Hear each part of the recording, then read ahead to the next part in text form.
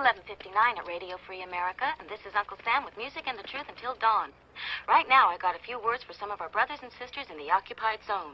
The chair is against the wall. The chair is against the wall. John has a long mustache. John has a long mustache.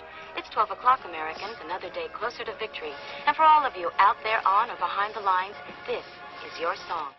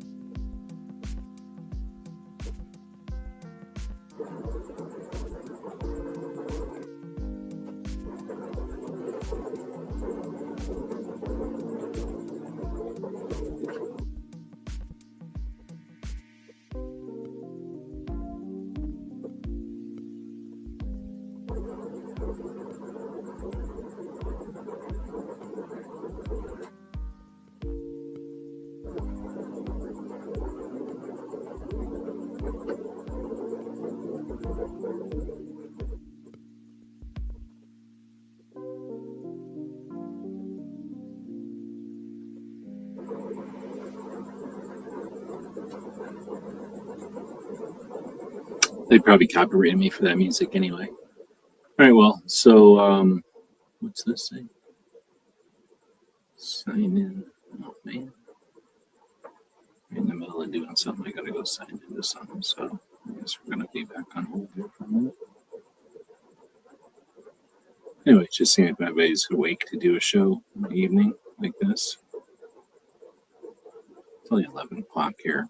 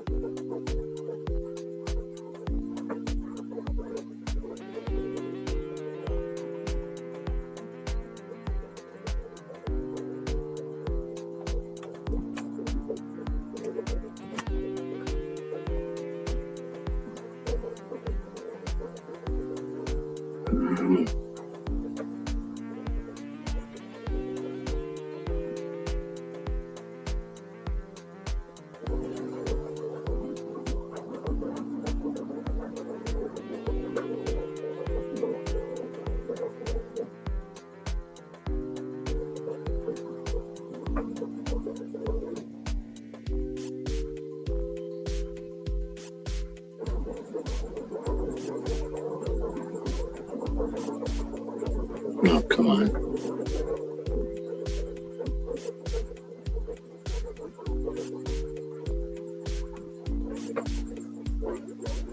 Stupid.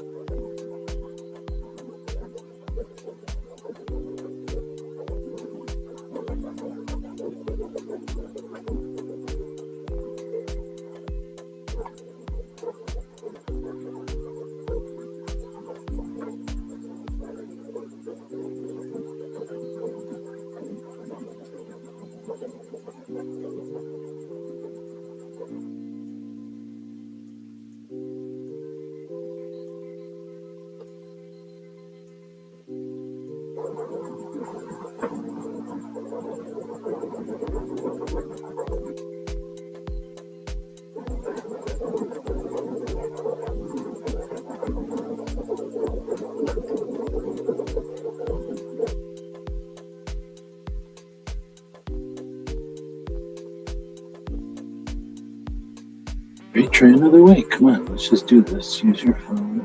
Get us security.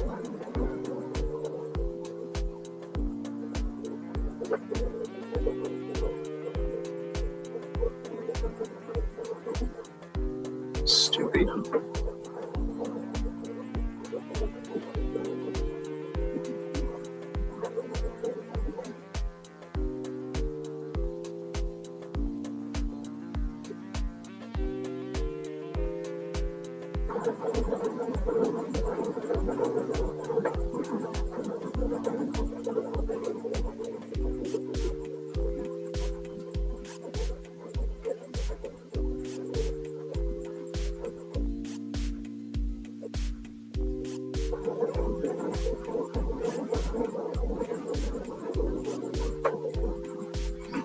All right, that took forever. Holy moly. I thought this stupid thing was done, but I guess it wasn't. All right, so we got some more comments. No, there was no gun questions. Tony's at that communist thing, some kind of gun communism, something like that. Happened today. Tony went to that. So if we have one next week, I imagine he'll talk about it. Other people went there to scam off of it.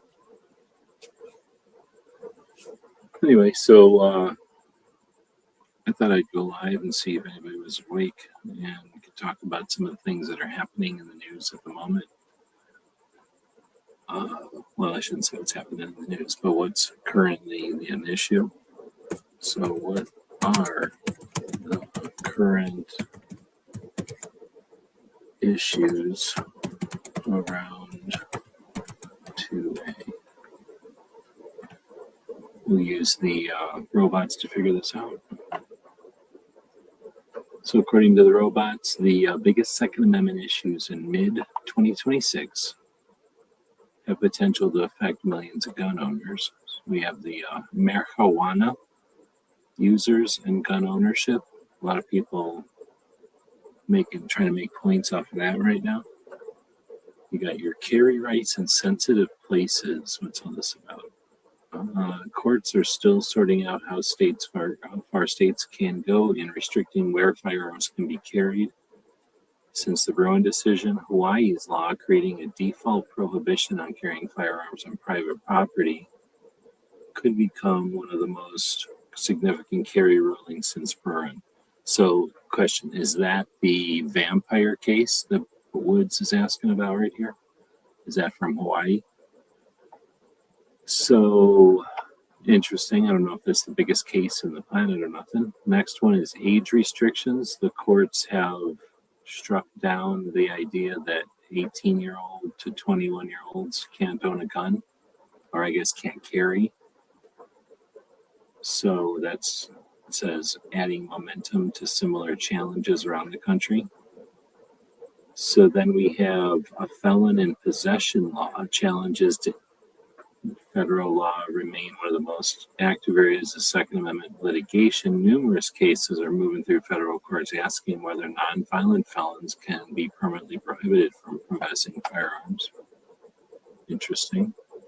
Shouldn't anyone who's already paid their paid their back to the society, then what are they done? Felon in possession. Okay, so then domestic violence prohibitions after Rahimi. So it says the Supreme Court upheld firearms restrictions for people found to pose a credible threat in the Rahimi decision. The next wave of litigation is focused on where courts draw the line in between dangerous individuals and people whose rights can no longer be restricted. I don't know that one, so if we had somebody out there that knew what was up, they could talk about that one. Is the audio okay? We do have a fan running in the background here. says assault weapons bans. So assault weapons in quotes, of course, that's fake. Challenges to bans on the AR-15s and similar rifles continue to move through federal courts. Many observers expect the Supreme Court will eventually have to decide on whether common semi-automatic rifles receive full Second Amendment protection. I don't know about all that, but that's interesting. Magazine capacity limits, I think they're just reaching for shit at this point. It says closely tied to the assault weapons litigation, courts remain divided on whether limits on magazine capacity are constitutional under the Bruin framework. I don't know how they're divided on that since there were no magazines back in the day. All right, thanks for the heads up. ATF regulatory rollbacks. The current Department of Justice and ATF have begun reversing several Biden-era firearms regulations. Have they begun doing that, or is that pretty much done since I haven't heard anything new about that in a while? But proposed changes include rescinding the pistol brace rule and reducing regulatory burdens on gun owners and firearms businesses. Again, they did all that earlier in the year, so I don't know about now. Next one is ghost gun and frame receiver regulations. It says even after Bondi versus Vanderstock upheld ATF authority in some areas, litigation continues over unfinished firearms receivers and home-built firearms. And that was a March decision, 7-2. The Supreme Court against rights of firearms owners. Okay, that thing is finally done. I had something running in the background that I had to pause for earlier, and now it's done. I thought it was going to be done like 2 minutes after we started. That's why I started, and then started having issues with that download thing I was doing. Anyway, so it's over. Industry liability lawsuits. This is the Supreme Court recently declined to hear a challenge to the New York firearms industry liability law. This leaves open the possibility that firearms manufacturers and dealers may face additional state-level litigation in some jurisdictions. So is that a way to get around the PLCCA, the Protection of Lawful Commerce and Arms Act, which was kind of created after, I think it was mostly, well, I think, I haven't researched it, but it was in the 90s when they decided that firearms created a scourge of violence, and therefore the firearms manufacturers were somehow responsible for that because they made firearms, too many of them or something. So that was their justification that entities, whoever, cities, groups, like whatever, they'd say entities could sue the firearms industry or specific manufacturers or whatever they felt was necessary, sue them for creating firearms, I guess, or sue them for some amount of money depending on how many firearms they created. And this was like a strategy, a tactic from the 1990s, and it worked to destroy a few companies. And then they set their sights on Glock, and Glock had, some would say strategically, some would say, they just kind of fell into it. But Glock was certainly in a position to accept the challenge of this tactic. And when they came after Glock handily ended that whole fucking thing. It was pretty good. And when they ended it, the government or whoever, politicians, decided, hey, let's prevent this from happening over and over by creating this Protection of Lawful Commerce and Arms, the PLACA. And that's bothered the anti-gun owners' rights people for a long time, because they frame that protection from frivolous lawsuits as some sort of, what do they call it? Like golden period, what do they call it? Like some kind of immunity from prosecution, as if now the gun industry can do whatever it wants and you can't be sued. They'll just frame it incorrectly, not out of ignorance. They're not stupid people. They frame it incorrectly because if they framed it correctly, it wouldn't line up with their messaging. So they frame it incorrectly, and then suggests that the firearms industry has this like blanket immunity because of PLACA. And that gets people to resist it. And because that's at a national level, federal level, their way to deal with that or to comply with it or whatever is to now go after it from the state levels. And since the Supreme Court said, we're not going to listen to that shit because it's not federal, that potentially opens up a door. Are we scared of that? We shouldn't be. The reason that works is because, generally people are not familiar with firearms because they're exploited in movies, and as gun owners, we don't do anything to counter that misinformation, that miseducation. That's something that when the people who were concerned about the drunk driving deaths wanted to do something about it, they didn't just think about what they couldn't do. They thought about what they could do. And they educated pretty much the world, I'd say, at least the United States, but I suspect the whole world, to the idea of like, here's an alternative, have a designated driver. And then, lots and lots of catastrophes and deaths and accidents and stuff were avoided, due to that campaign and that like awareness. And we've done all kinds of things as gun owners. We are aware of the tools that we use and what they do. So we have all kinds of stopgaps or measures in place. And if we just made that clear, it'd be very difficult for the antis to,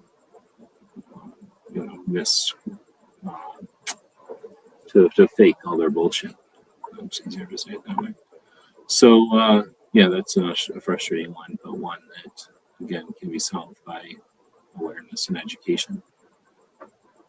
Let's see. So that's the things that we had here as far as what the robots are telling us are the things coming on. Let's see what happens if I try to paste that in here. Oh, it got most of it in here. So there you go. Marijuana users and gun ownership, 18 and 20-year-olds, carry rights, assault weapons bans, magazine limits, sensitive place, carry restrictions, ATF, brace, regulatory rollback, felon in possession challenges. That's it. So I don't know if that's all that's going on because this is a robot and it don't care about our rights or our property right. But we also have 34 comment periods happening right now. So I have that hanging out. Where do I have that hanging out? I have that hanging out on the Facebook, I believe. One of our larger audiences at the moment. So we've got a blog article that I posted a while back. So the Department of Justice and the ATF have opened one of the largest rulemaking efforts. It says in years, but in reality, ever. Like they've just never done this before. How am I going to do this? I should copy this, not anything else. Trying to talk and type at the same time. It's actually very difficult. I think that link was unnecessarily long. I don't know why that does that. So let me do this again with a normal size link. Oops, did it post? No. So let's post it with a regular size link. There we go. I can't. Can I delete things that go up? I don't think I can. I can't delete a comment. See if it really deletes or not. Anyhow, so this is the Substack over there if you want to go check it out. But we've got the largest rulemaking effort in forever. And this was obviously a tactic to push not just against the firearms industry or the community, or whatever you want to call us, but I think just in general to see what the public, what the constituents will tolerate when it comes to changing rules in the government. So the comment period from the Department of Records or something, whoever it is that keeps track, Department of Justice keeps track of the actual website where the comment periods are, but the comment periods come from other branches of government, and most of the government, right, is run by the executive branch, so the president, and then his people, his or her people, and then when a rule is going to be changed, I guess they decided, hey, instead of asking Congress who makes the rules, and who should be tasked with this, let's ask the people, the constituents, what they think if we just start changing rules. So I don't know when this shit started, but it was a long time ago now. So the first one I can remember affecting gun ownership was, I'd have to do some research, but I have it somewhere in Minuteman, I think.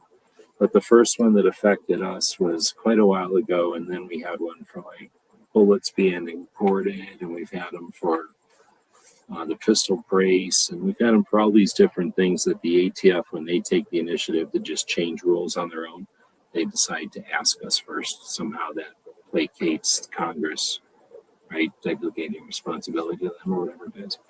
So they've done it one at a time. I think there might have been a time when they did two at a time, but that was at the time unprecedented, or they did two one after another or something. They did something like that before. This is 34 separate ones. Now, I think something like 11 of them are other things that really don't bother us that are weird, or like one of them is even tobacco. So like they're just not, they're explosives and stuff that just are ATF, but they're not us. But that means that 23 of them are 100% gun ownership and gun owners and gun shops and that kind of thing. So I went through and read a chunk of this when it first came out, and that was a while ago. So if we go over to the Federal Register and take a look at any of these things at this point, looks like, let's see, revising the 4473, for example, 158 comments. I guess that's a good thing because it means that the antis aren't wailing on it. Let's see. It must be before August 6th, though we have about 2 months, a little bit more this month than the month of July, and then, well, actually just a little bit over a month, about a month and a half. So we don't even have 2 months. So these things are about half over. And to one extent, we should be, I think, objecting that they would even drop 34 comment periods at one time on us. Like, what the fuck? Where do they get off? That's my opinion. We're not even doing that. We're just like standing here going, worrying about other shit. Because I don't know anybody that's talking about these 34 comment periods. Like I say, luckily, I haven't checked them out. We'll do another show potentially here in a couple weeks, maybe, or at some point, hopefully, so there's still some time left. And we'll dig in and take a look at where they all are, like where they stand, maybe try to rack it up. If I can't have a robot do it, I don't think the robots will do it. And we'll take a look and see where we're at with these things.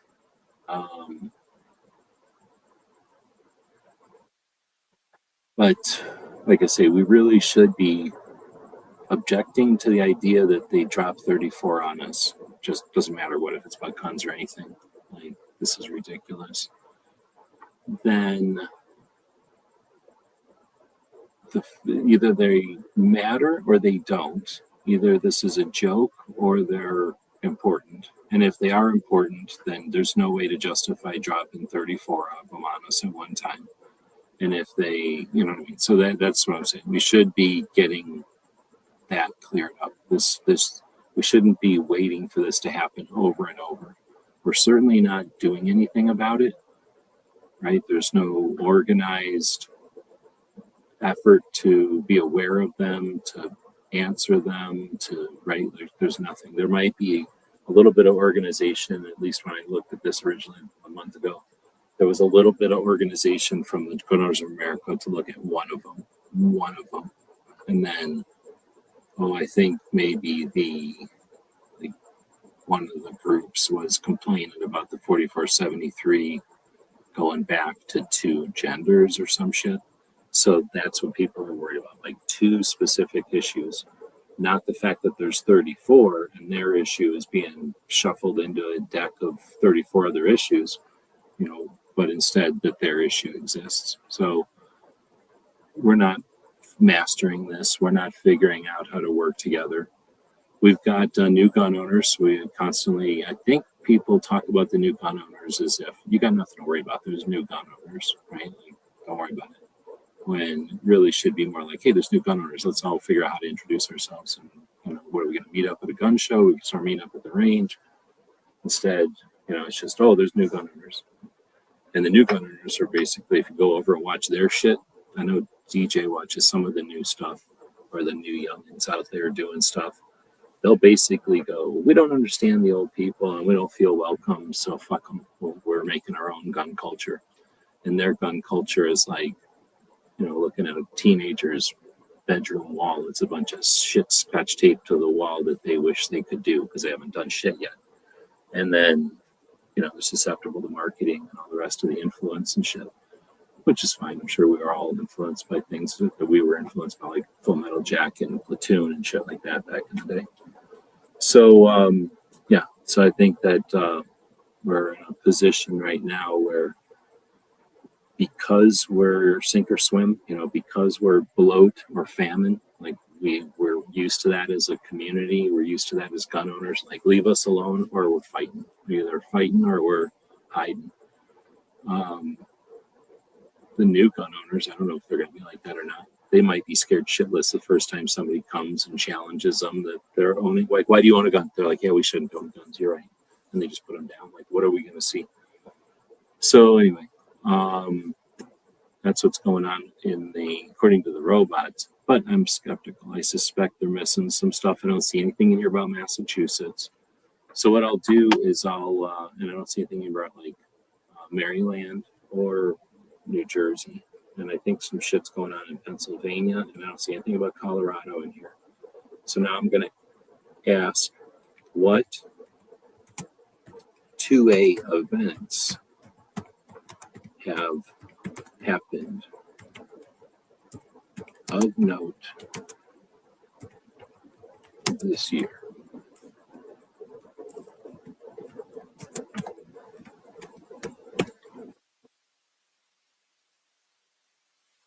Okay, why is that being weird? Obviously, it's supposed to be the idiots. So why is it doing this? Why is it not?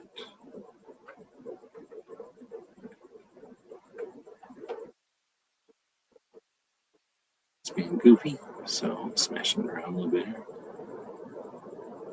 What we think of boomers and FUD is what the youngins tend to think about Gen X.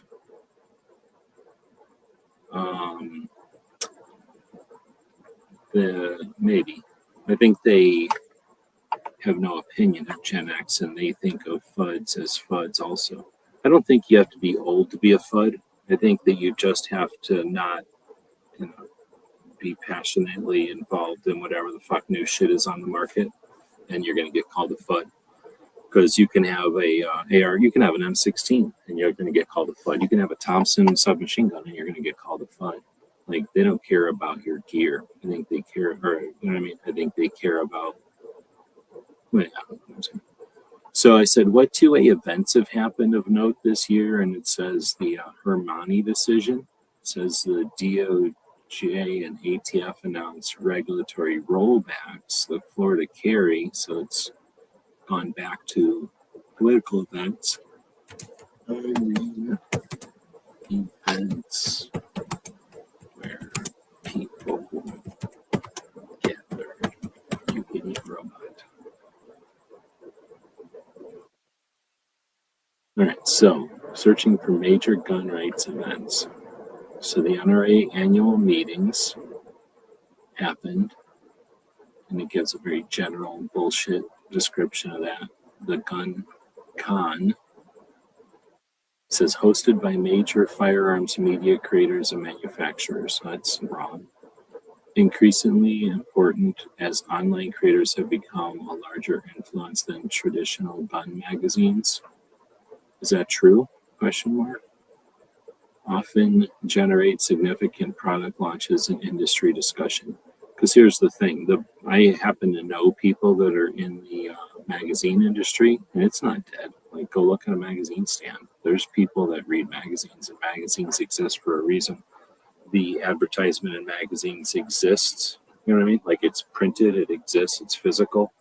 That has a value different than a post on a stream, which will be forgotten or completely unaware. Some people are not even going to be aware because things come and go so quickly online. Some people aren't even going to be aware you could spend thousands of dollars to have an influencer, quote unquote, put your sit up on a million view post. 2 weeks later, no one remembers it. Sometimes people remember viral shit, but viral shit by nature goes up and down like a pulse, comes and goes. So this idea that the magazine industry is gone is wrong. And the idea that this is an alternative to gun magazines is fake, because it's like saying podcasts are an alternative to magazines. Like, they're two different things. People listen to a podcast, people buy a magazine to read on a plane, right? So anyway, so that happened. A bunch of fake description, and then you got goals, which has not happened. And I don't know why it's putting it in here, because robots don't understand the assignment. But that'll come up in a month or two. Then you got SHOT Show, that did happen back in January. Still the largest firearms industry trade event, obviously. Not a public show, so they're just vaguely describing these things, not really giving any insight.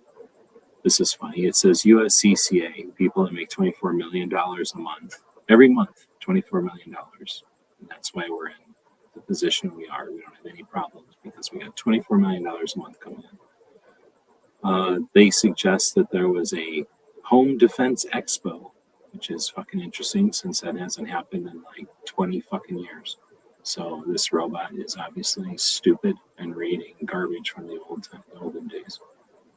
Now this says, searching for USC Home Defense Expo, Kansas City, 2026. Is that real? No, see, it's coming up to USCCA Expo 2025. Maybe they do have an expo. They do make $24 million a month, so they probably do have an expo, right? I mean, SHOT Show costs almost $1 million or something, so they could do a SHOT Show, 24 SHOT Shows every month. What do you know? It does say status, no publicly announced dates for 2026. What do you know? What do you know? So they haven't done that thing in years, but it's funny that it keeps coming up, or it keeps trying to include them. $26 million a month. Actually, no.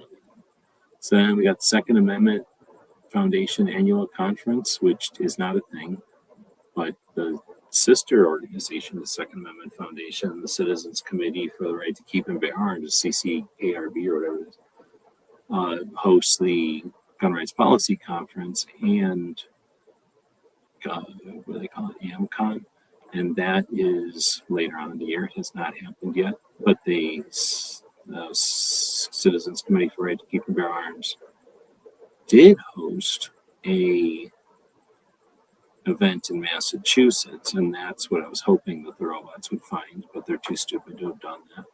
Did Tulsa already happen? So there's 2 Tulsa gun shows. The Wanamaker gun show happens twice a year. I think that did already happen, so that is true. The Great American Outdoor Show happens just after SHOT Show in Pennsylvania in February, I think, so that did happen. And then it says state level rallies and lobbying days. There have been a few 2A rallies this year already. The Virginia Lobby Day is the Virginia 2A rally every year. That happens like the Monday of SHOT Show every year. I don't know why they do that. They do it because of their, what do they call it? Their legislature, where they might have a different word for it, but their government gathers right after that, I think. So that's why they do it, or they do it right before or right after. For whatever reason, they should do it at a different time and let Virginia go to SHOT Show, but whatever. Or I guess they can do SHOT Show. It says Arizona gun owner rallies. Arizona used to have a pretty decent 2A rally every year, and now we have a different thing where it used to be at the Capitol, and it used to be pretty large, and it got larger and larger for a while, and it turned into like a fair where there was like booths and political people would show up, and like all the Second Amendment type of stuff would show up. Some gun shops would show up, lawyers would show up and have tents, and then there would be like tents for, was there food? I don't know if there was food. I think there was a little bit of food, but there was mostly like games and entertainment for the kids and stuff, so that you could bring like a family and the kids wouldn't get bored listening to the gun talk. And then there'd be speakers, and there'd be like a lot of speakers all in like 5 minutes. So it was almost too many speakers. But anyway, it got to be a fairly large regular event for maybe 3 years. And then now it's in a parking lot of like the community center, nowhere, like somewhere north of town. Like it's such a change that when state level organizations are amazing, they will have a lifespan. And it's frustrating to live through the lifespan of an amazing organization and what an amazing organization provides, and seeing the lack of that, I guess, the like result of that amazing organization changing, and the different results you get with different people involved, different goals and that kind of thing. So if you have well, it doesn't matter what you have, you should appreciate your state level organization and participate. When there's a lack of participation, there's a change in its ability. It says Illinois Gun Rights event. Yep, that's called the iGold, Illinois Gun Owners Lobby Day, or something like that. And that already happened. It happened a few days before. It happened like the Wednesday before the NRA show. Next, the robots say Massachusetts and Washington state activism events. Well, I'm not aware of anything that happened in Washington. Did something happen in Washington that I'm not aware of, like some kind of rally? But Massachusetts, like I mentioned earlier, had the Citizens Committee for the Right and Keep Bear Arms hosted a like a New England something or another. As far as I can tell, they charged everybody to be there.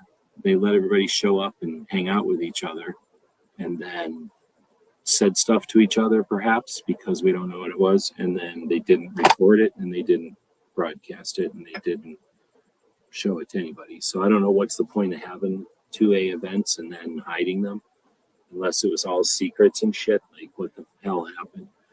I would like to do this show every night, and then I would have, people on to go to these things, and I would ask them what's been going on. But I can't afford to do the show every night. So I don't know if anything happened in Washington. I'll look at the comments here in a second, see if somebody says something. Let's see. They don't draw SHOT Show numbers, but from a historical perspective, I would argue the most influential 2026 gatherings so far have been SHOT Show, the NRA annual meetings. Yep. Gold has not happened yet, and I will never suggest that the other thing that just happened this weekend was an influential gathering. It's a business gathering. All right, so let's go back and look at some of these comments.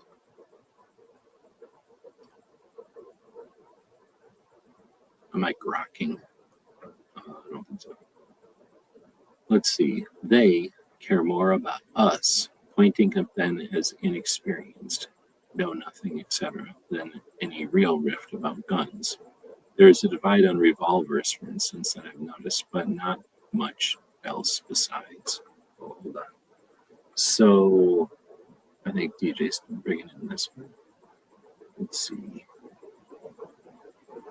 What we think of as a boomer and a FUD is what these youngins tend to think about Gen X. I don't think anybody thinks about Gen X. Like, we know that we're Gen X, but they think of millennials, boomers, and whatever the hell the new kids are. They don't even think about the Gen Ys or whatever. Like, it's all about millennials and Gen Z, I guess, because they're the ones that have the mic right now. Them little kids will pick up the mic in a second. They're probably super smart. The little kids I know are super smart. The medium kids I know are the Gen Zs, I guess, and they like phones. Let's put it that way. But I think them little kids are gonna like pick up the mic here pretty quick. But even if that doesn't happen, so then what's TJ saying? They care more about us pointing them to them as inexperienced, know nothing. That is probably a factor, and I think the millennials will call them inexperienced and that shit too, even though the millennials haven't done nothing ever. But more than any real rift about guns, there's a rift about guns, dude. One thing, you try to talk about not putting a stupid ass red dot on something, and you're gonna get pushback, dude.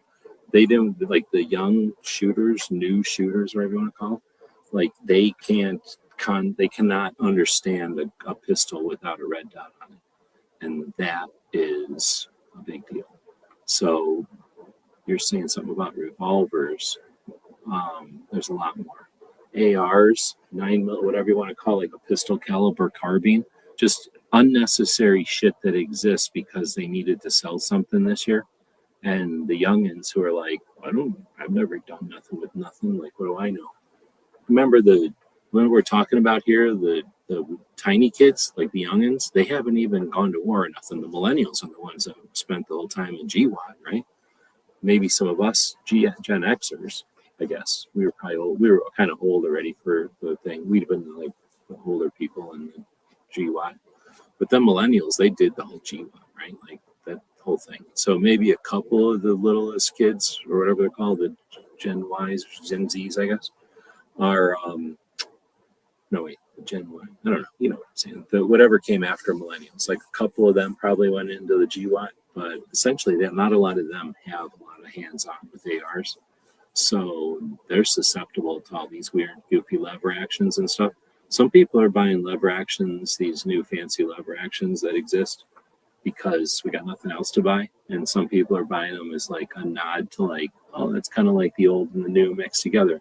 But there's a lot of people buying that because it's being sold to them and they don't care. Like they don't know any better. Like to them, it's like, oh, this is authentically good or something. Like this isn't a novelty. Like this isn't just a thing to buy. This is somehow good. And that's just the I think that's the result of like the consequence of just too much shit in the market. And that's, whatever, capitalism. There's no law that says you have to have something valid to put it in the market, right? So I don't think I agree with that. I think that in other words, I think that there's a divide on a lot more gun stuff when you get into it. Like, think about a young kid. Are they ever going to buy something single action?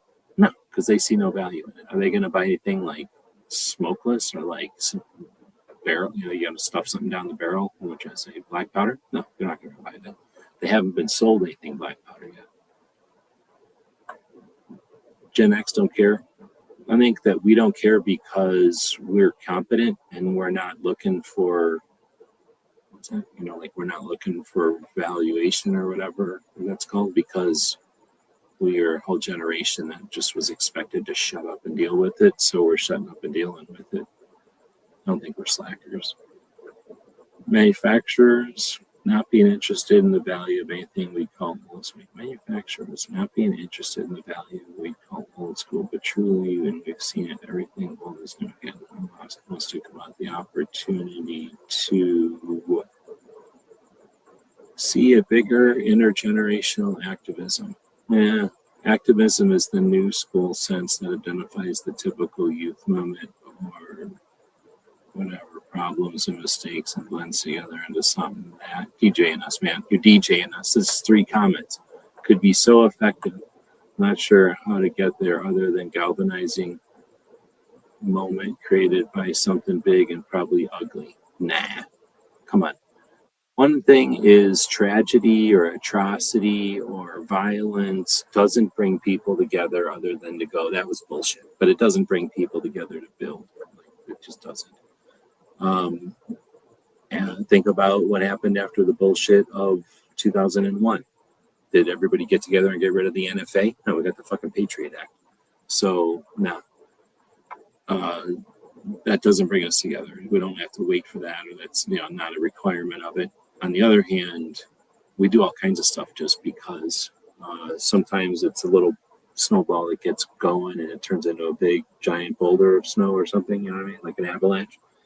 Other times it's intentional.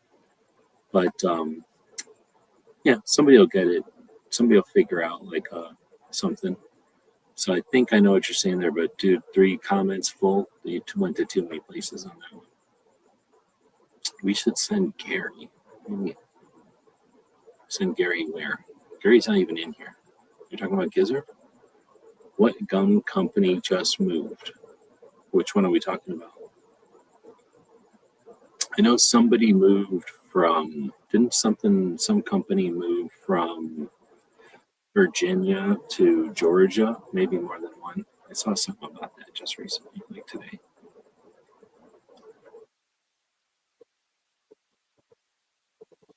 Oh, got the hiccups. New laws in 2027 in Washington. Oh my goodness. See, that's another, we could have a whole conversation about what's dropping in Washington, what in July, what's dropping, what's dropping in Colorado, I believe, pretty quick. So yeah, I don't know what's going on in New Mexico, but they get the crap beat out of them. I can't open a browser, like a YouTube window, like without the governor of Arizona, who's a loser. She sat in the basement and just watched and paid for the, what do you call it, like the elections. She just phoned it in essentially. And Arizona is a bunch of people from California and a bunch of people that moved here from other places to retire here mostly. Like Arizona is not a bunch of people from Arizona. Arizona is like, whatever, it's 40% or something nations, like not even United States, it's Indian nations. And then so they're their own, they are their own entities, like they don't count for any of the shit that we deal with, like voting on shit. They vote on their own shit. So then you've got most of the rest of the state is either forest or BLM or some kind of national owned land that's protected. And then there's little stripes around, look at the highways in Arizona, and then take like a highlighter and highlight around the highways. That's the only place people live in Arizona. Every place else is either like a nation or forest. So pretty much everybody lives in these stripes, and they're pretty highly populated or whatever. But anyway, nobody lives here. Everybody moved here from somewhere else pretty much. The few people that live here are few and fewer, and the places that they had, like farms and ranches and shit, are sold and nibbled away. And it costs too much in taxes to afford huge ranches that they had back in the old days. So they start to sell off chunks or sell the whole thing completely. It gets turned into houses, and now it's just a bunch of people. So the people that live here are, what's the word? You come from someplace else all the time. So like, we're a state of whatever that's called, like people that come from somewhere else.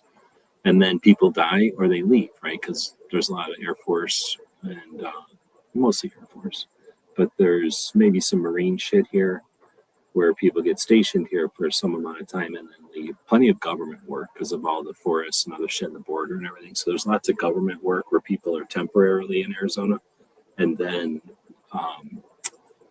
companies where people might live here for a job or something, but then as soon as they get fired or get transferred or something, boom, they're out of the state. So Arizona is a different state than a lot of states, or than some states. I don't know if all the states are like this or not.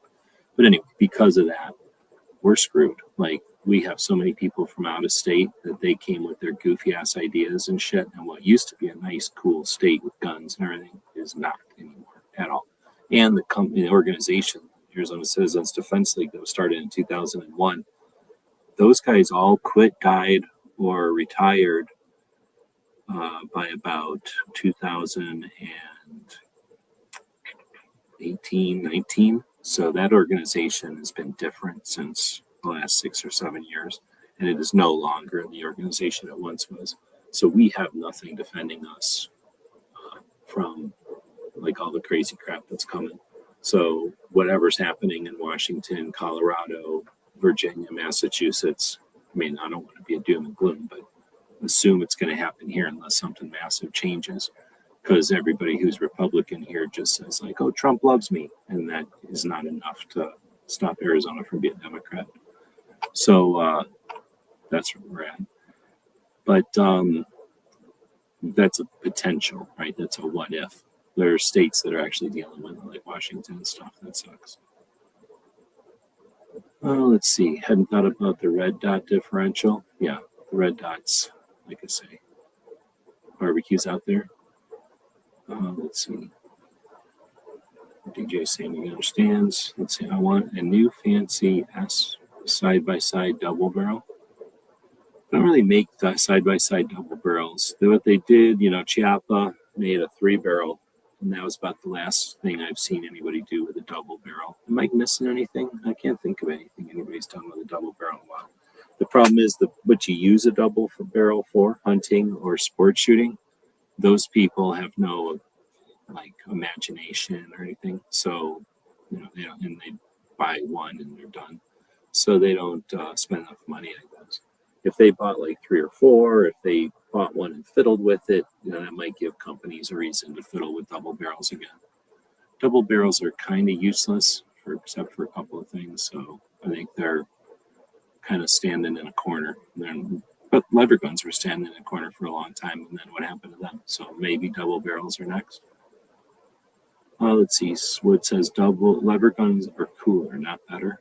I don't know. They're better in a lot of ways. If you put a 223 magazine underneath of a lever action, I mean, that turns into a freaking neat thing, a neat concept. Like a 223 lever action. It's no longer an AR anymore, but it's still a 223 with 30 rounds. And it's a lever action, so you pretty much go pretty quick with it. I think that has a lot of potential. And then you put something in there, like, I'm trying to think, like 7.62 by 39 is a great example. It's like same thing as 30-30, just a little bit smaller, a little easier to deal with. Put an AK mag in there so you got compatibility or whatnot. That would be an amazing gun. I don't know why somebody doesn't make that because people are stupid, probably. Barbecue is just waking up, it turns out. Let's see. The gun, DJ's saying the guns, one will. There will hopefully be the ones who do want to do black powder or buy single actions and such. Much of that was on the downtrend, and it was for us, but it won't disappear. It might disappear. We've seen IDP. Does everybody know what happened to IDPA? You know what happened to IPSEC? So, I'm saying, like, nobody pays attention to the sports. Cowboy action shooting is going to fall apart because it was backed up or it was jacked up by all those baby boomers who watched Westerns their whole their young kid life. Now they're retired and they can spend all their money and spend their time getting together and playing cowboy dress up. So that'll disappear. What it'll be replaced by is dumbass John Wick cosplay garbage, right? Or like the Alien, cosplay garbage or something like that. So somebody will dress up as something else, and then they'll turn that into a match. So I don't think the concept of cosplay will disappear with guns. It'll just switch from cowboys, and then they'll do like every once in a while they'll do like a cowboy look back or something, and they'll make fun of cowboys. It'll be all space cowboys or like Firefly or something. DJ saying Happy Father's Day. Do you believe in Father's Day, or is Father's Day made up from Hallmark to offset the Mother's Day thing? I think there's some comedian who says like Mother's Day, it's like Christmas and then Mother's Day and then the other holidays, and like Father's Day is like number 7 or number 13 or something like that. So let's see, you'll get in Arizona 1639. I don't know what that is. Is that a law you got up there? Tons of info and resources. Let's see. Zombie apocalypse. Consolation. I don't know what that means. So, how long have we been on? Been on for an hour. Got some people joining us. There's nothing I can do on this. Sorry. Got 20 people out there right now. So, tons of people. Bunch of people on X who refuse to ever say anything. What's up with people on X never saying anything? It's weird. Let's see. Barbecue is saying Father's Day is a holiday made up by Bass Pro Shops. But definitely am not a fan of these like made up holidays, but at the same time I understand the concept of like let's take a day to remember everybody, and something like fathers are worth the time or whatever. But at the same time it seems like such participating in it often feels like a like some sort of I don't know what the word is, but you know what I mean, false, fake. Let's see. Oh, you're saying that the cosplay will be the zombie apocalypse thing? I don't know about that. So the zombie thing, there was the zombie movies, and those came around. I would say the heyday of the zombie movies was the VHS rental store era, right? Like people that liked going and getting movies I don't know why people liked horror movies. They're stupid ass movies, in my opinion. I can't stand watching them. But, that was the thing. People like going and renting horror movies. And that's where zombies even came from in the first place. And then there was a time before the internet when I think probably from 94 to 2004, in that era, when you would talk to people at a gun shop or at a gun show or having conversations with gun people, not like regular people, but like actually people that know about guns back in those days. And you wanted to have a conversation about like Mad Max, end of the world, as far as like without rule of law. Like if there's some kind of a situation, I guess you could say like Red Dawn, because it was Cold War. No one really thought there was going to be a conventional war. That we all kind of figured back then that if there was going to be a war, it was going to be probably small nuclear shit, so it'd be gross and horrible. But the consequences of a limited nuclear attack would be chaos and disruption of all the systems, right? So if you have like a breakdown of all the systems, which seemed reasonable, if there was either going to be all-out nuclear war in which the planet was done, it was just toast, and maybe some people went underground and came up to toast, right? We're just fucked. That's a possibility if like everything went according to the worst case scenario and every bomb went off everywhere it was supposed to. There'd be an island here or there where somebody might live, but it would be horrible. So that was what we were contemplating, that could happen at any moment. People nowadays don't even think about the amount of destruction that could happen because of an error somewhere, you know what I mean? Like the consequence of some electronic switch. But anyway, back then we knew that, right? And we knew that it was either all or something. It wasn't all or nothing because, we were living in the nothing. We were living in the lack of war. But if nuclear war kind of half-ass happened, the consequences of that was shit, right? Just shit hits the fan. So before shit hits the fan was much of a thing. This is in the 90s. No one said that shit yet. But in the 90s, I'd say if you went to a show or you went and had a conversation with anybody who was really paying attention about what we call prepping now, but back then was called survivalists. If you were having like a conversation with a survivalist or about survivalist shit at a gun show, then what you would say zombies was the people who were like the people that were not prepared and were scared and running around, the people that were junkies and didn't have their heroin supply anymore, or whatever kind of junkie would require like a supply of their drugs. The people on diabetes medicines and shit like that, like that's what we considered the zombies back in the day, right? It was like a way of saying like the masses who were unprepared and are just going to be running around at some point like frustrated and then angry and then just frazzled. Like, you know what I mean? Once you start starving to death and you're just incapable of figuring shit out, you're going to run around like a spaz. And that's what zombies were back in the day. So, you know what I mean? Like then they made these stupid shows in 2012 when the Aztec calendar ended and everybody figured out they could capitalize on the internet, which was kind of just, the internet wasn't new, but the internet was just getting fast. In 2012, everybody was fast. Like everybody had some sort of DSL or cable by then.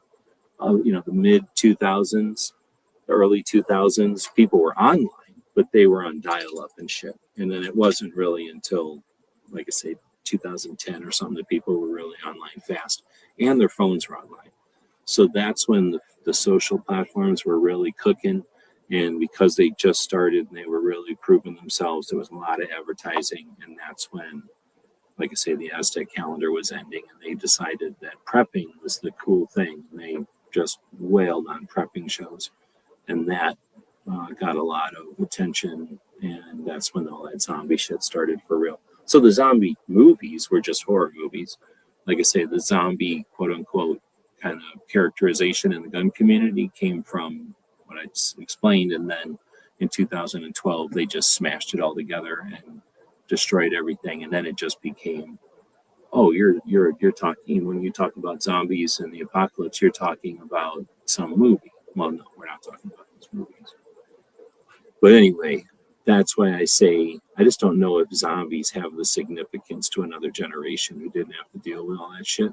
Because the new generations, they don't think about nuclear war. They don't even know what a fucking nuclear bomb is. They have no idea how many nuclear bombs, what kind of targets, what kind of, you know what I mean? Like, they don't care about any of that. They don't even know about that shit.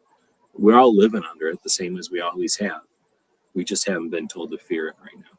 So they fear nuclear reactors, like, you know, power plants that Gizzard was responsible for, the kind of aftermath of Gizzard. They're more worried about that than they were bombs or anything. So because of that, I just don't know if zombies mean anything. Plus, there's that like generational thing where like, oh, you like this, you know, your generation, like, let's say cowboys so much. Well, we don't give a shit about cowboys, so there. And that's sort of where, you know, I think that's just a generational thing. They all want their own thing to be cool or whatever, things that's meaningful to them. So, yeah, I just don't know. I just don't think zombies are going to be, I just can't see zombies living much longer as a, what is that called? It's not a meme. As like a, you know, just a factor, as like a thing that people understand, what's that called? Anyway, you know, like a thing in society. I suspect they're going to calm down and they'll just be horror movie things again. But that doesn't mean, you know, there isn't going to be something else. They'll have some other sort of thing to cosplay.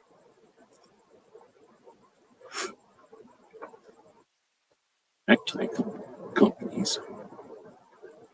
Oh, for Father's Day? Oh, is it the number 20th? I knew I heard something about, like, it's basically way the hell down the list. Let's see, Woods of Sand Zombie Apocalypse is what I was raised on. Like when my dad was Cowboys. Walking Dead blew it up. See, that was in like 2012 or something, I think. Let's see, Apocalypse movies have never been stronger. You're saying now they are? One Day After, 1 month after, 1 year after books. Those were a bunch of interesting ones. That's like North Carolina or someplace, right? Like, and it's about that like guy up on a hill or something. Those were pretty good. And did I listen to books on tape? I must have listened to books on tape. And those are pretty good. So they're like, I don't remember the 1 year so much, but the 1 day after and the 1 month after are like account of a guy in, I forget, like North Carolina or something, just living on some hill, and then something happens, I forget, EMP or something, that like turns everything off but doesn't destroy everything. And then everything just reverts back to like the dark ages or like the olden days. So 1 day after is just sort of like everybody dealing with the shock of it. And then, as you can imagine, 1 month after is like, you know, once everybody's kind of dealt with it and the initial wave of chaos is ended. And then 1 year after is like once everybody's getting used to it. I do kind of remember it now. But yeah, that's a pretty good series. Let's see, DJ saying, have you seen the Forbin project? Let me see. Is that about a robot or a computer that does something? Like a rip-off of the Adronoma movie? Yeah, Colossus, the Forbin project. It's a 1970 movie. It's a science fiction thriller. Let's see, it stars Eric Greedon, whoever that is, Susan Clark, who is Webster's mom, and Gordon Pinsett, I don't know who that is, and William Shat. I don't know any of the people in it except Ben, or what is it? Webster's mom. It's based on 1966 novel Colossus, and it's about an advanced American defense system named Colossus by a computer, which becomes self-aware. After being given full control, its logic expands on its directives to assume total control of the world and end warfare for good. And as much as that sounds interesting, I don't remember the movie being that good. So I gotta look and see what kind of budget was $2 million, and it made it cost $2 million to make back in the day, right? Back in 1970, and it made 300,000. So it was a massive failure. So I remember watching it and being like, dang, this could have been good, but they decided to not make it good for some reason. But Also, really not that good movie. Like, I'm not as scared of robots getting smart or whatever. And DJC, yeah, I just hate that song a lot. The zombie song, gangster movies, yeah, I think that's another one. Woods is gonna zombie cosplay. Do you have zombie D&D games? That's what you should do. Give every zombie like 2 hit points or whatever. Oh, he ran the military college. That's right. I forgot about that.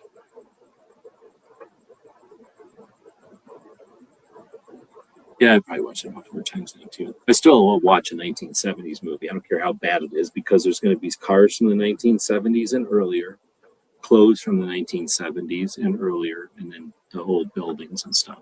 So I still watch old stuff even if it's shitty because it's on Amazon. That's the other thing. This Colossus, The Forbidden Project, is on Amazon, so you can watch it for nothing if you got Prime. Let's see, let me do that real quick. If I go over here and then what do I have to do? Go here and go to here, and then can I type Prime in here? Will that help me?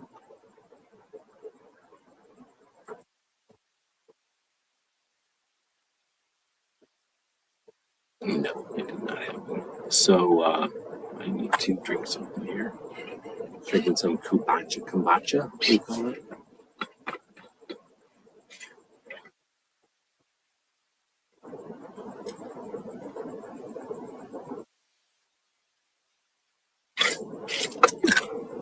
Well, I was going to shut it down, but we got quite a few people watching. If you want to participate and be part of the show, type in there.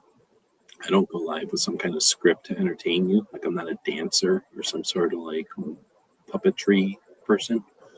Instead, just here chatting about guns. Let's see. Cars, clothes, guns, buildings. I don't care about the guns in 1970s movies because usually they're stupid and usually they use them wrong. And usually the gun handling and shit bothers me. So I almost never like the guns in old movies. Every once in a while, like a Sam Peckinpah movie or something like that, they'll use the guns cool. But I don't think it was really till the 2000s that they actually started paying attention to using guns, like not a bunch of spazzes or whatever. Tiny Dancer.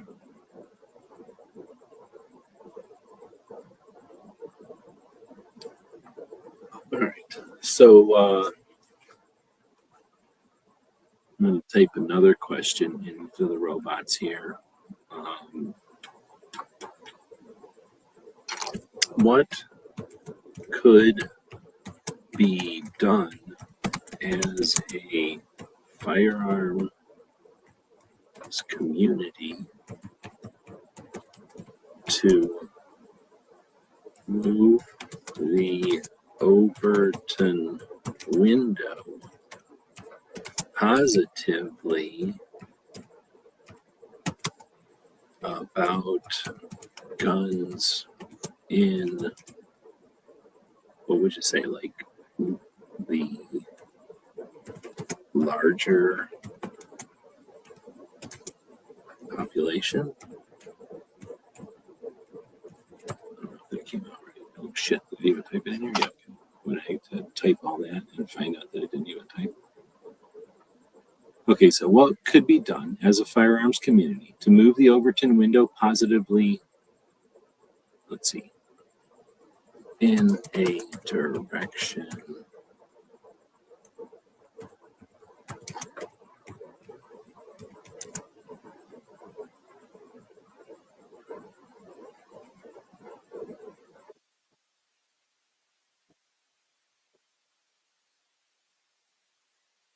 see what it says.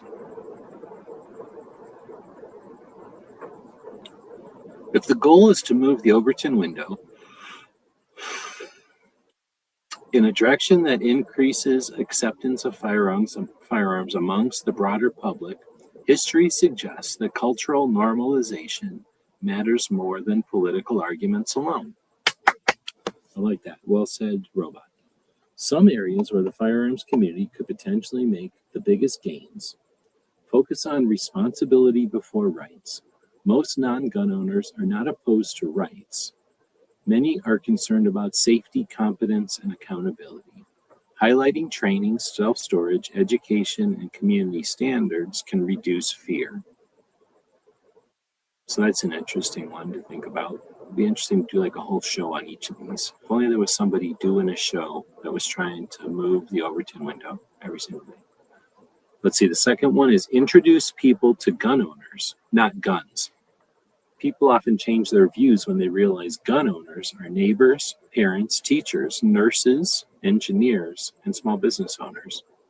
Humanizing gun owners can be more effective than debating statistics. I really like that idea, and I think that could be a whole project right there. The next one, highlight diverse participation. Women, minorities, LGBTQ gun owners, disabled shooters, immigrant gun owners, rural and urban gun owners. The broader and more representative the community appears, the harder it is to stereotype. And I like how it said highlight diverse participation instead of like the new gun owners, because that's bullshit. Gun owners have been everything from forever. One of my favorite quotes is from Harriet Tubman, rifle over the door or something like that. So people have been owning guns for a long ass fucking time. Just that now they're not as, with the internet and stuff, they're not as scared to talk about it. But I guarantee you those 25 ACP semi-autos that I've got that were made by the millions were not being bought by like big fat white guys who already owned a shit ton of 357s. Millions and millions of people own guns that just never talked about it. They were not given a voice, and they didn't need to, you know what I mean? They weren't looking for a voice. Let's see. What do we got going on over here? DJ likes the Cranberry song. Let's see what's saying. Way more effort toward gun agnostics. Show them guns make our world safer. That's a waste of time, I think. Gun owning teachers. Teachers always hate guns.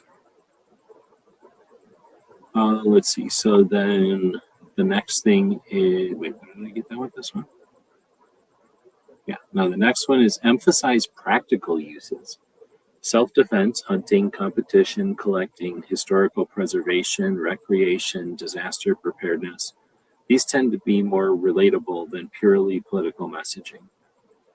We could for sure do that. People do that with their YouTubes and stuff, but I don't think there's much effort to gather and share the non-defensive uses of firearms. People get the fuck off talking about defensive uses of firearms. It justifies everything to them, right? Oh, I can justify why I carry this or that or the other thing if I constantly talk about defensive uses of with firearms. But that doesn't do shit for moving the Overton window. And it doesn't, I can tell because I don't give a shit and I'm a gun owner. I'm a gun owner more than them. Like, I like guns more than most people. And I get just like never have ever been interested in listening to defensive gun use bullshit. That's almost propaganda. It's useless. But whatever, some people get off on it so hard that they're never going to stop doing it. Anyway, support youth programs is the next one. Youth shooting sports, marksmanship teams, safety education, junior competitions. Historically, familiarity at a young age often translated into comfort with firearms later in life. It's called indoctrination. So that's what it's demonized as right now. Whenever you try to make strides or highlight youth shooting stuff, get called indoctrinating. So yeah, normalizing youth shootings programs, which have been normal for a long, long time, really is key. It's so difficult. The people that need to do this, guess who needs to do this? Fathers. Dun, dun, dun, because the rest of us can't do shit if it's about kids. So if you got kids, guess what? It's your job. You got to normalize shooting with kids. And if you didn't, then you should double down your efforts because you failed at your attempt when you had kids. And if you're about to have kids, you got little baby kids, get ready because that's part of your job. You can't depend on the rest of the world to do what we can't do. If we don't have kids, how are we supposed to fucking do it? So that's a big important one, and it's been let go, right? Scouts went away. Like most of the youth shooting stuff gets ignored. So yeah, parents aren't doing a great job on that, but guess what? It's Father's Day, so you're gonna get a pass tomorrow, I guess. Next, create positive local experiences. Interesting. Open houses at ranges. Wow. How fucking mind blowing is that? I kind of like that. I'm going to take a second and clap for the robots. Why isn't there a national campaign to have an open house day at the range? In fact, I think there fucking was. I know there was like, Haas tried to do a thing. Was it Ammo Day or something?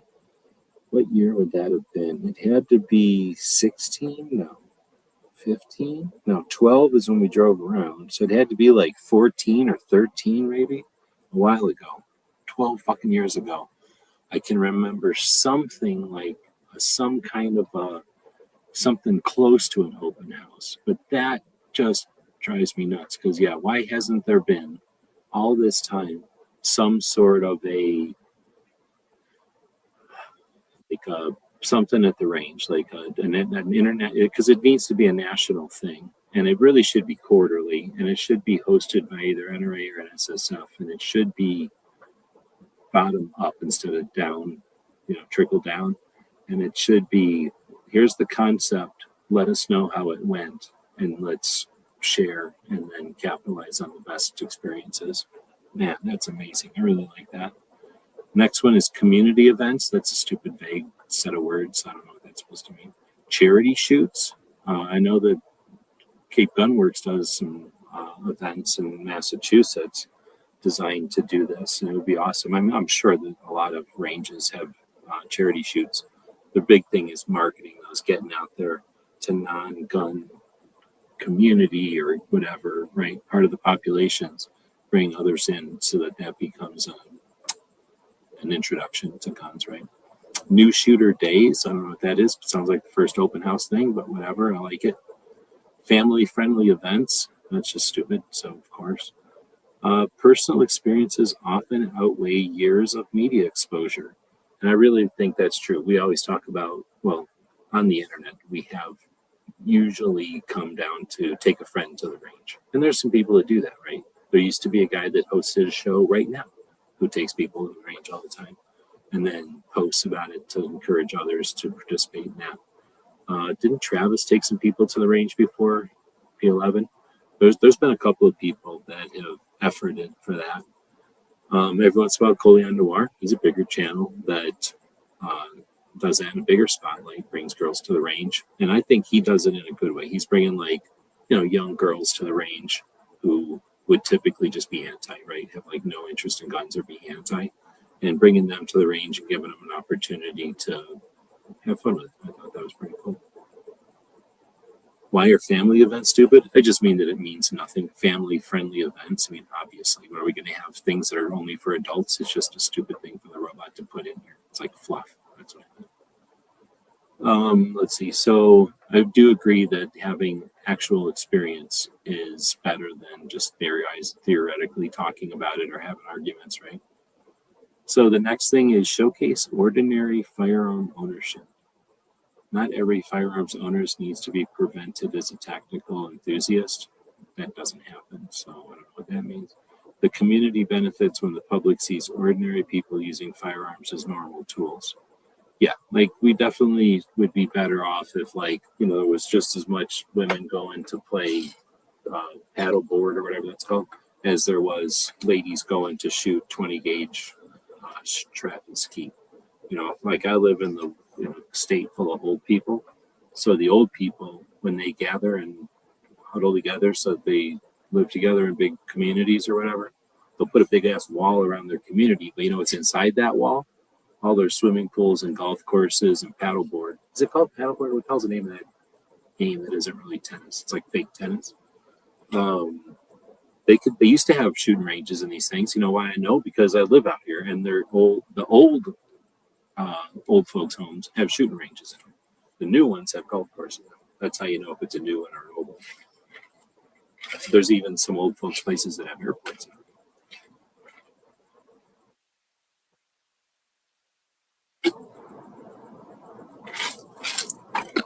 I mean, I wouldn't call it an airport. Maybe like a runway in between all the houses. But anyway, I really like that one. Create positive local experiences, open houses at ranges, community events, charity shoots, new shooter days. I like that one. All right, so the next one is showcase ordinary firearms ownership. Okay, next one, there's like 2 or 3 more here. This is the 3 more. The next one is separate firearms from partisan identity. One of the biggest challenges is that many people now view guns through a political lens first. Yes, I guess on the general, yes, but we have been attacking that one. So it's tough for me to say that black and white, but it is still more black and white than it is gray, for sure. It says the broader the coalition of supporters, the more resilient firearms rights become. That's well said, but it's with stupid words, so it sounds dumb. Any clones of Tony Simon? Maybe. Pickleball, that's what it's called. You created pickleball? You sons of bitches. Let's see. So then promote conflict avoidance. Okay. Promote conflict avoidance, de-escalation, situational awareness, first aid, emergency preparedness, responsible carry. Okay. So instead of being like, here's another person that saved his life with a gun, or here's another criminal put down with a gun. So that's usually what the bullshit's about.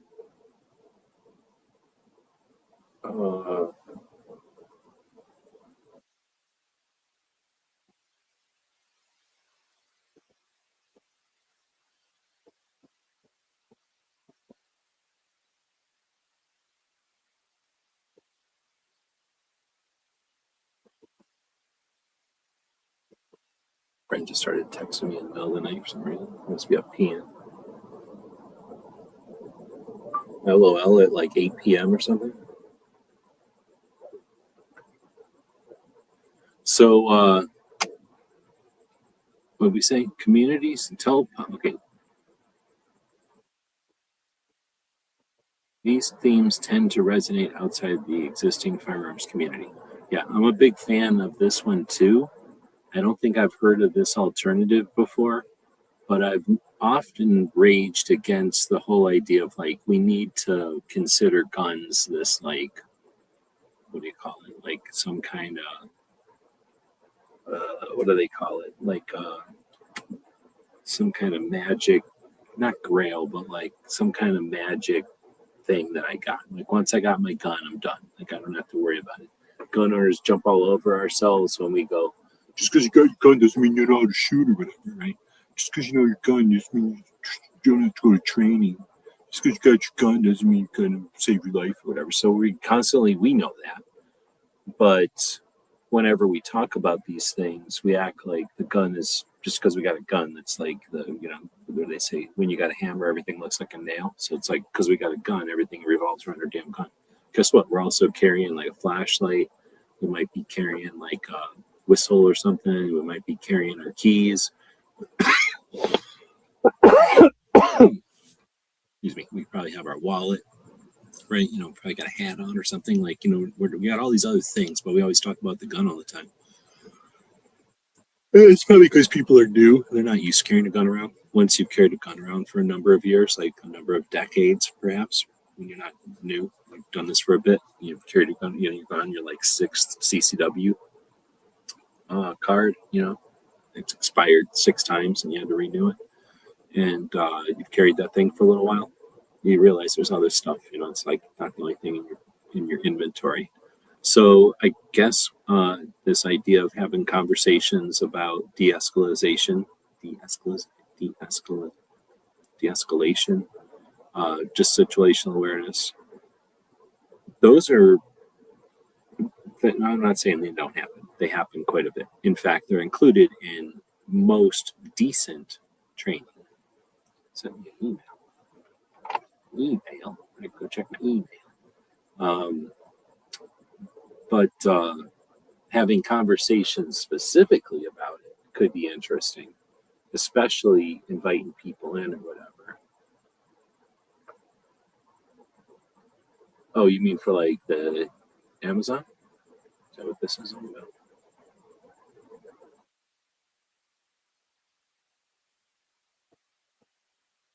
Thanks. Now I'm sneezing. I'm allergic to this whole thing. I'm allergic to having to host. Somebody else should have to host. Anyway, thanks for the email. Appreciate it. Let's see. Our Secretary of State in the 1980s. Same gun since 1993. Okay, I'm missing that one too. All right, so we're talking about, I asked the robots, I don't know where Foss got in here, but I asked the robots what could be done as a firearms community to move the Overton window positively in a direction about guns in the larger population. And it came up with some interesting ideas, just hitting the bullet points again. The first one was focus on responsibility before rights. The next one was introduce people to gun owners and not guns. The next one was highlight diverse participation. The next one is emphasize practical uses. The next one was support youth programs. The next one was create positive local experiences. Next was showcase ordinary firearms ownership. We just did separate firearms from partisan identity. And we're now saying promote conflict avoidance. So I was saying that de-escalation and situational awareness are usually included in your decent firearms training. I mean, good CCW class, that stuff will come up. First aid will come up occasionally, but it's usually blown off. Like, oh, go learn first aid, or like, of course you should include first aid, or like carry some first aid shit. But I would say, just from reality, or from my experience in reality, that if 10 people, if there's 100 people, 10 of them are aware of first aid and one or two of them learns anything about first aid. People think first aid is like some difficult ass shit that doctors learn. And in reality, first aid is the easiest shit ever because it's everything we already know. It's just literally all the first aid classes, is especially if you're over like 10 years old, you know everything already. Like, you're not stupid. You know how to stop yourself from dying, right? First aid just gives you the order to do stuff in, really, like what's the most important, just kind of puts it all in logical order, so that, like, gives it to you in some kind of in rational order so that you don't forget it. That's literally all first aid is. And then it makes sure that you actually address everything. So a decent first aid class can be a couple of hours and you could come out of there so much more competent. First aid's the kind of thing where you don't really need to practice it all the time. If you want to, that's awesome. But it's the kind of thing where as long as you've experienced it, you understand it, in a pinch, you're going to figure it out. Like, when it matters, you're going to figure it out. The problem is if you've never even thought of it before, when it matters, you're sitting there like a dumbass watching somebody die. Sorry to say it like that, but that's what's happening. First aid is so easy, but so many people put it on a fucking shelf and act like it's so difficult. It should be normalized a lot more than it is. Anyway, that's why first aid, I think it's kind of kicked to the curb or kind of taken for granted, let's say. Then you got emergency preparedness, which just means like thinking about what could happen and being ready for it, I guess. Like, mostly it's just thinking about what could happen. And, once you get old, you don't have to do that so much because you've already experienced it all and you've seen, some extremes. But it's super useful for the inexperienced and for the young, right? For the people who live in cities and haven't done shit ever. Those poor people that don't have any experience in real life. It's good for them. And really, it's just sitting down and talking to. It's like having somebody. Here's what emergency preparedness is: having somebody from the city sit down with people from the country, so that people who've never even experienced anything before can talk to somebody who's experienced it all before. That's what emergency preparedness is. Responsible carry, promoting responsible carry. We do a pretty good job. So anyway, I think that was a pretty good section. The last section is tell positive stories. So we've got community service. I don't know what that's supposed to mean. Competitive achievements, which sounds stupid because I don't know what that means. Hunting conservation, yes, I guess. Training successes, nope, I'm sick of hearing about that. Disaster response, nah, that gets far-fetched. I don't know if that would work. And then volunteer work, I don't know if that would work either. The firearms community often spends more time responding to criticism than sharing positive contributions. Now that's an awesome sentence, a great synopsis of the situation. Hold on, I'm gonna drink something. I'm getting hiccups.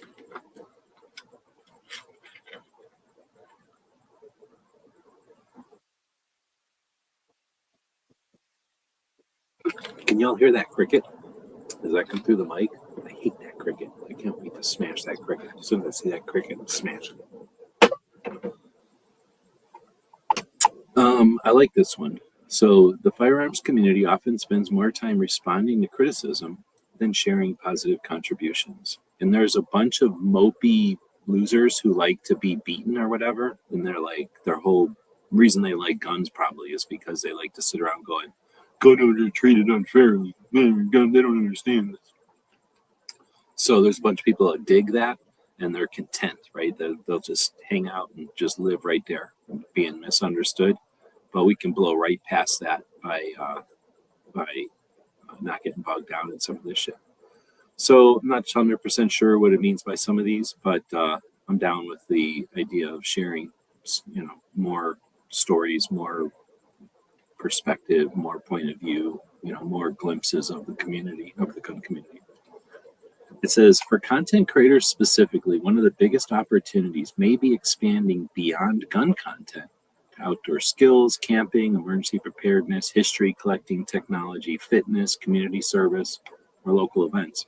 Many people who would never click on a gun video will watch content about camping, preparedness, history, or mechanical skills.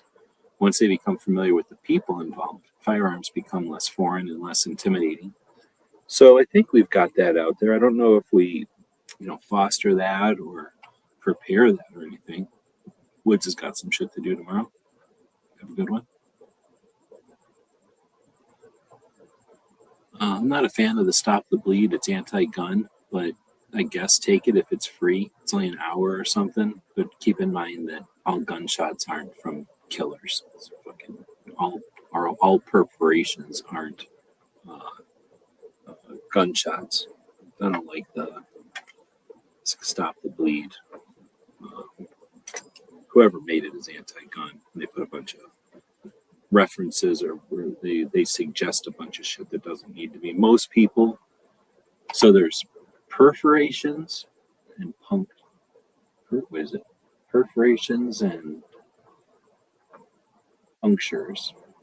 One of them is like when something stabs you, and the other thing is when it goes through you, right? So you can get stabbed and then you can get a through and through, right? So it's a perforation and a puncture. Anyway, whatever the two words are. And the way that they phrased it, from what I remember, in Stop the Bleed, unless they've changed it, was like blah blah blah, gets stabbed or gets shot. And it's like, how many people are getting shot in the real world? Like, nobody gets shot unless you're in some kind of gang fight or whatever, or standing next to a bunch of gang bangers fighting with each other. So most people are not getting shot, but a lot of people are getting poked. I bet you 99% of the times it's like at dinner or something, or like get in the bathroom or something and getting stabbed with some piece of toothpaste or toothpick or something. And, you know what I mean? Like, people get poked all the dang time, and it is definitely not a gun. So the way I read that, or the way that it came across, is like just unnecessarily bringing up guns when you're there to learn about how to stop bleeding, not get a political, like subtle political like innuendo or whatever that guns are responsible for all your punctures. Just makes no sense.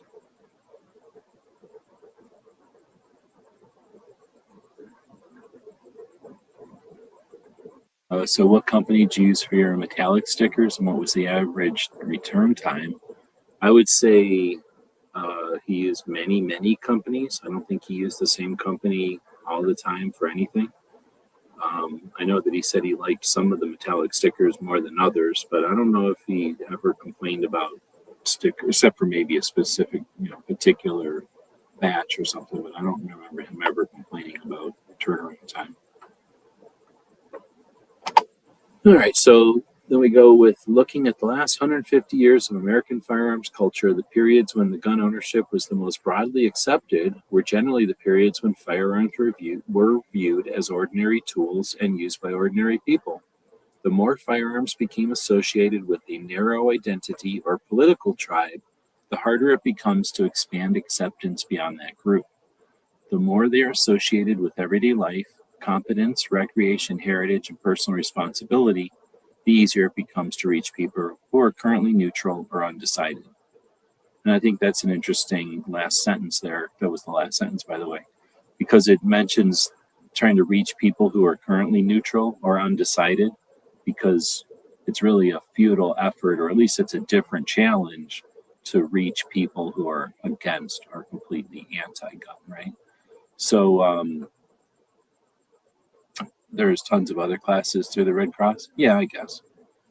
But I got nothing against the idea of paying like a couple of bucks or free, because the Stop the Bleed is free, I think. It should be free.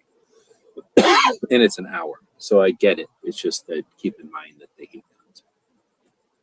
But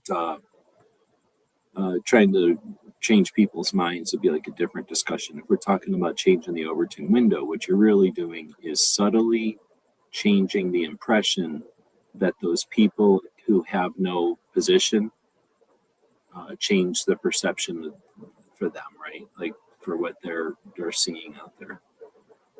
So I dig it. I like this. Now, what was I going to do? Let's see.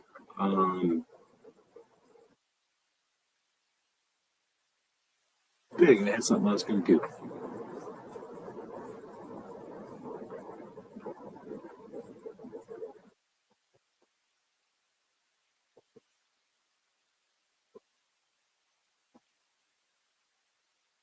Yeah, I can think of it now. I guess I'm getting tired. We're almost 2 hours in. I guess there's no point in keeping going. We do have people joining, but it's mostly DJ and Woods, a little bit of Foss, keeping the discussion going. So I appreciate that. I do like this concept of, there are a couple of the things in here that the robot came up with for moving the Overton window. Oh, okay, that's what I was going to get into. So I'm going to be a little bit controversial because it's the middle of the night and I don't give a shit because nobody's listening to this anyway, probably. And the people that might listen to this and get offended, you need to be offended, honestly, because you need to get off your asses already. We have two organizations that count themselves as liberal, at least in their title. And I don't know what the hell liberal is supposed to mean anymore, right? After Biden and after Kamala, what does liberal mean, right? Like Obama's library just got set up or something yesterday, or he just had his speeches, and he's changed that tradition already in a couple of different ways. So liberal is not, I don't know what the hell liberal is, but whatever it is, it's a word, right? And it's not conservative. And we have two national level organizations that stepped up, in 2015? Or am I wrong? 17? It was a while ago, 10 plus years ago.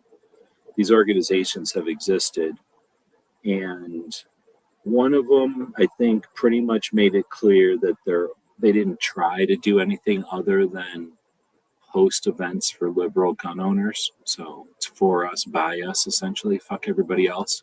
That's fine. Like, good. That's country. You can do whatever you want. But what, as gun owners, we need is somebody who can do what the liberal gun owner void is missing. I don't know how else to explain it. So we have a couple of these organizations that have existed for something like 10 years, and they've essentially done very little, nothing to change the Overton window. And I suspect that they had the most potential. Maybe not the most potential, because what was the DC project and is now the Women for Gun Rights project has the most potential. They champion one, because they're women, one element of like the equation, being the non-typical gun owner. right away they have the like that angle. But then the thing is, they represent every other thing you can think of. If you want to separate people into groups, and only look at that feature of them, the Women for Gun Rights include everything there is. So whatever thing you want to include, they've got it in there. In addition, they've grown and done things every single year. So they're not just standing there being an organization and suggesting that they fill a gap. They're actually doing something. So I'd say they probably have done the most. But we have other organizations that represent different types of gun owners that have existed for a while and that could do some work or could do some more work than something like the NRA or any of the other stupid ones like GOA or SAF, because they don't do shit. They make money and they put out lawsuits or whatever, but they don't do shit for moving the Overton window. They just don't even care about that kind of stuff. So there's other organizations out there that could. They don't care about it either, but they could do more work for moving the Overton window. But really, it's the liberal gun owner that we need. They need to be represented. We need their input. We need their political know-how. We need their whatever you would call their frame of reference, their position, their point of view. Not that we're going to change everything just because they're got the microphone or nothing, but they definitely need to be part of the gun community. And they're here already. Obviously, they're here. It's just that they just sit there and don't say nothing. But they need to get either challenge the two existing clubs that are at the national level and say, get the hell off your ass and do something more than you've ever done because you're useless and lazy right now, or start a new organization and accomplish what hasn't been done yet. But we're too far. With 2026, we're too far to, or we've gone too far with the two existing organizations. We need to change that. But I don't know how to do that. I'm not a liberal. I don't agree with half the shit they come up with. I can tolerate a few things. I'm okay with fire departments and public roads and shit. That's about as much communism as I can handle. Requiring other people to cater to your things, I don't get that. But hell, they can exist, right? They have all the right in the world to have these weird ideas or whatever ideas they want. But what we need is the ones that, folks that have these ideas think that shit's cool and own guns. We need them to get it and do something. Because right now they're hanging out in the gun community, right? Probably biting their tongue because they don't like conservatives and they don't like most of the shit probably or half the shit that the gun community's doing. But then they don't do nothing. They just bite their tongue and buy their guns and go home or bitch about the gun shop. What really gripes me is that I was just watching a live conversation for, I can't remember if it was the Liberal Gun Club or the Liberal Gun Owners, because I just can't remember anymore. It was a long time ago. One of the two of them was having a live conversation, and I think this is what it was. It was either that or I was reading something, had my comments in a video. But one of the two organizations did something, and one of the comments was, I felt triggered or some shit, probably triggered because it was a while ago. I was triggered when I went into the gun shop, and then they said, why? And they go, because they had an American flag up. And it's like, hey, you can be triggered by whatever the fuck you want. That's your job. You can do whatever you want. If you want to be scared of an American flag, that's on you. You can do that. But how the hell would anybody know that that's going to trigger somebody? You know what I mean? That's just a thing. So was it the Liberal Gun Club? I remember bitching about that so many times. But that's the kind of shit that bothers me. How would anyone know that you're going to be triggered by something like an American flag? And then, really, where do you get the right to be triggered by something like an American flag? That's like saying, I'm going to be triggered by the front door of a business. I'm triggered by stairs or a ramp or some shit. I'm triggered by an open sign. This is just such a dumbass thing to be triggered by. Again, you're allowed to be triggered by whatever the fuck you want.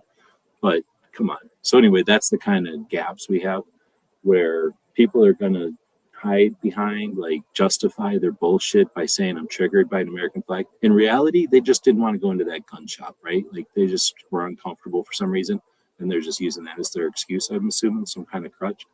But I'm not a translator for liberal people, so, that's why we need some kind of a club or some sort of an organization to do that. He said most of them were eye rolling on that kind of thing too, though. Good. Then that's what I'm saying. What do you expect me to explain your position to the world. Like, I can't. I have no, like, you know what I mean? Like, I don't believe that's an authentic position. I believe that's bullshit. But if someone wants to coddle to that or believe that's correct, then awesome. But be the translator for that. Essentially allowing that hiccup, that gap, is why we are where we are.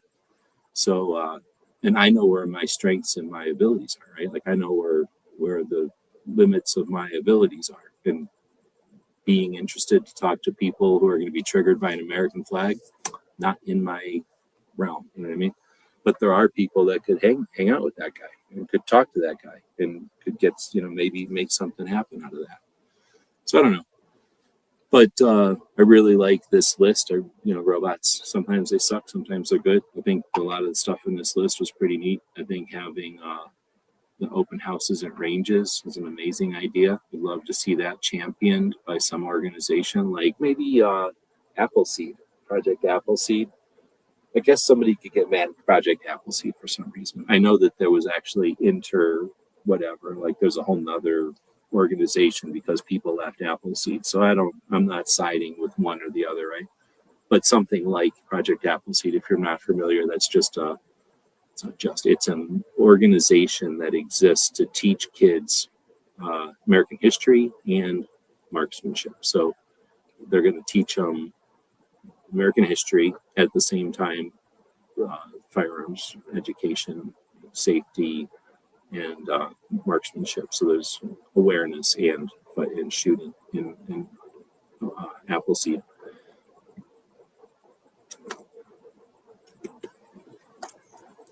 Anyway, I guess we're getting closer and closer to the 2-hour mark. We'll wrap it up here. Let me know, give me some comments if we should keep doing this. You know, there used to be a guy that went live on Saturday nights, and it was one of the most successful shows on YouTube.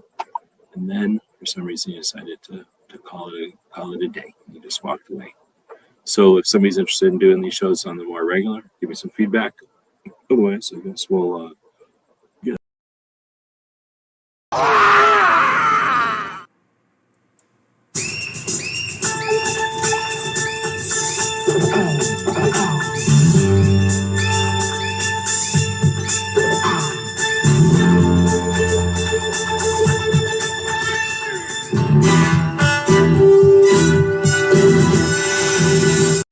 It's 11:59 at Radio Free America, and this is Uncle Sam with music and the truth until dawn. Right now, I got a few words for some of our brothers and sisters in the occupied zone. The chair is against the wall. The chair is against the wall. John has a long mustache. John has a long mustache. It's 12 o'clock, Americans, another day closer to victory. And for all of you out there on or behind the lines, this is your song.